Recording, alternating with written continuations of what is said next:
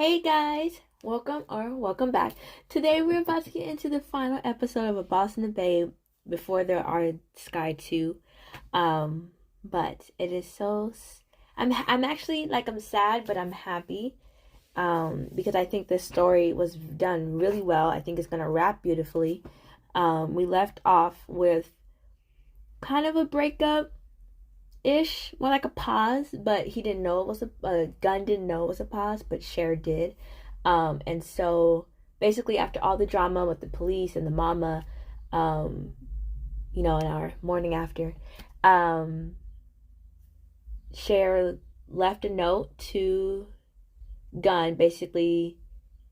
Can't even tell you what it said because it doesn't feel like it said anything, right? But let's just say he left a note saying he's leaving, but like, and then he set it up. He was like taking Gun to do all these things so that when Cher left, Gun would still do the things with the employees, but that wasn't gonna happen. What? Everything he was doing, he only started doing because of Cher. Why would he then do it without Cher? That doesn't make any sense. But either way, Cher ended up leaving and then coming back after he finished school. Because my belief is he wanted to prove that he was up to par for Gun, especially after the mama drama. And so I think that he did that by taking the time, getting his studies right, getting to the top of his class, all that fun stuff. So at the end of the episode, he came back to the office and was like, "Will you be my boyfriend?" And then it ended the episode. So I'm just going to assume they said yes. So I'm going into this episode happy so that we are finally going to get our 1 hour of happy. And I'm so excited because I love my 1 hour of happy at the end of the show. So without further ado, let's get into it. That was beautiful. มีคนที่เราชอบอยู่แล้วอะ ทั้งหมดก็เป็นเพราะไอ้หมอนี่ไอ้ปีแสงผู้ชายที่ทำชีวิตผมพัง Oh, I know this one. I don't know it. I've seen it. เวลาเราเห็นปีแสงกับทวิอยู่ด้วยกันน่ะเหมือนเป็นเพื่อนกันที่คบกันมาหลายปีเลยอะ กูแต่งกับแพรไม่ได้กูชอบคนอื่นอยู่ Anybody noticing a theme? Like there's a lot of fantasy, time travel, magic BLs coming out right now. คือมึงน่ารักไง Wait a second.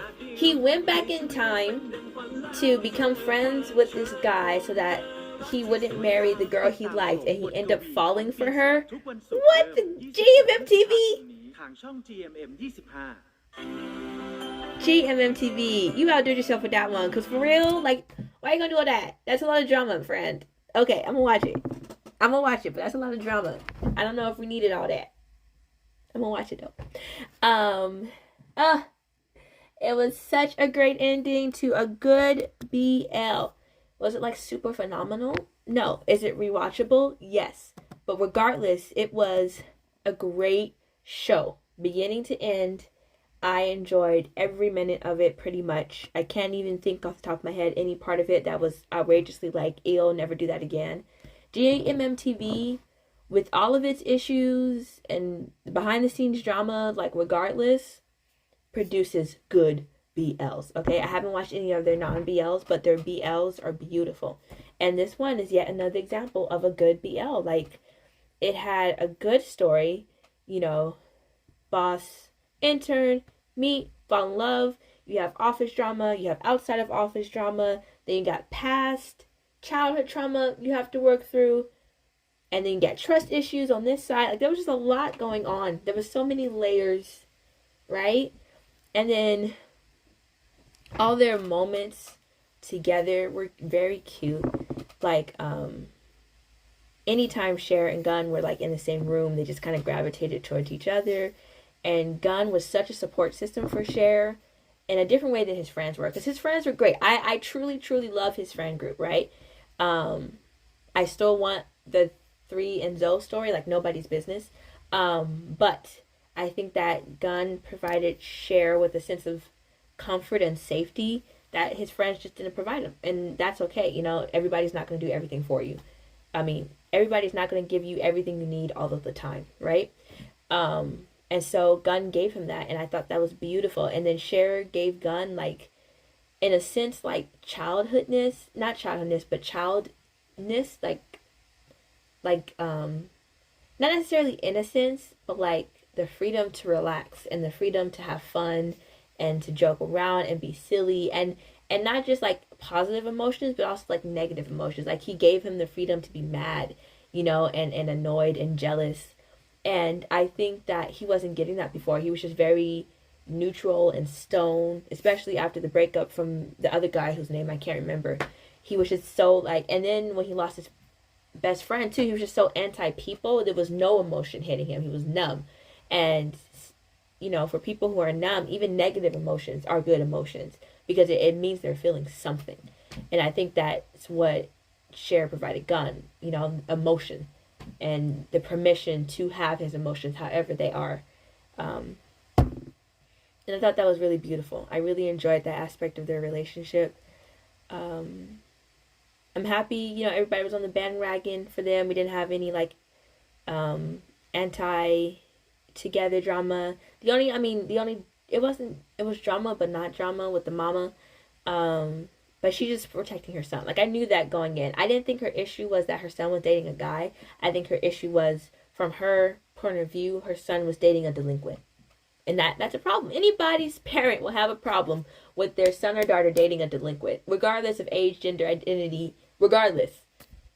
So, Mama came around in an episode. It didn't even take us 20 minutes. So, that was nice. I was really kind of hoping for a proposal. I don't know why the New Year's setup. What reminded me of? I don't know if you watched. I think it's I Long Nai. They had a special episode called I Nai. Yes.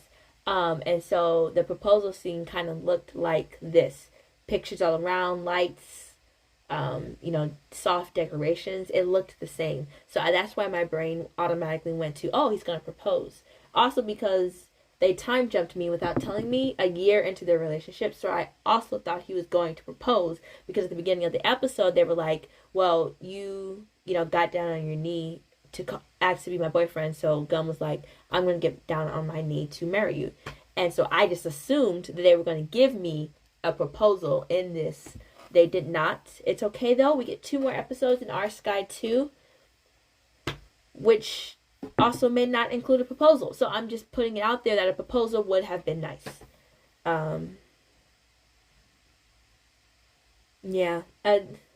It's so fun to see. Everybody was getting along, the friend dynamics. It was just a good time.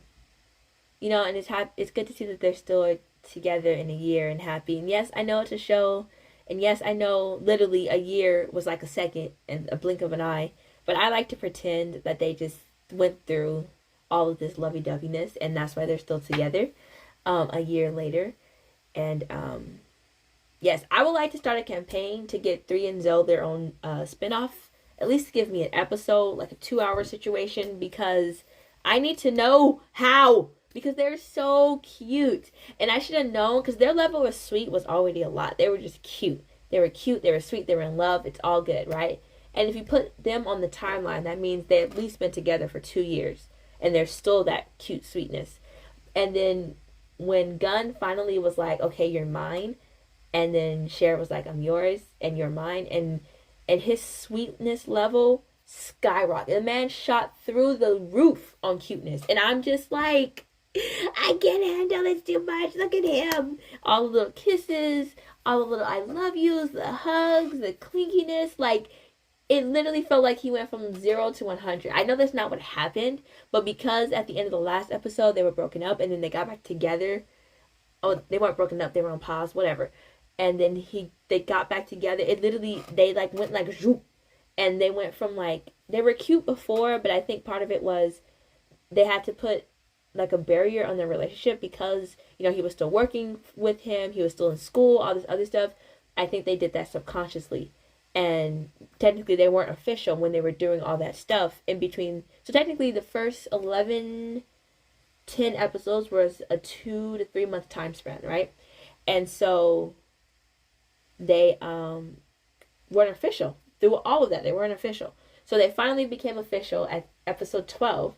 And I guess that was his green light to go because, and I loved every minute. A skyrocket of cuteness, and I loved every minute, and I'm not mad at anything they did. It was another, for GMMTV makes a lot of comfort BLs, and this was another one, and it was so fun to see. And it was so funny to watch, I think, because technically, in a sense, they're older in this one. And if you compare it to, like, other BLs that's come out just this year, right? Never Let Me Go, My School President. My School President was cute like this. But Never Let Me Go, they were younger. And it had a little bit more of a darker element to it.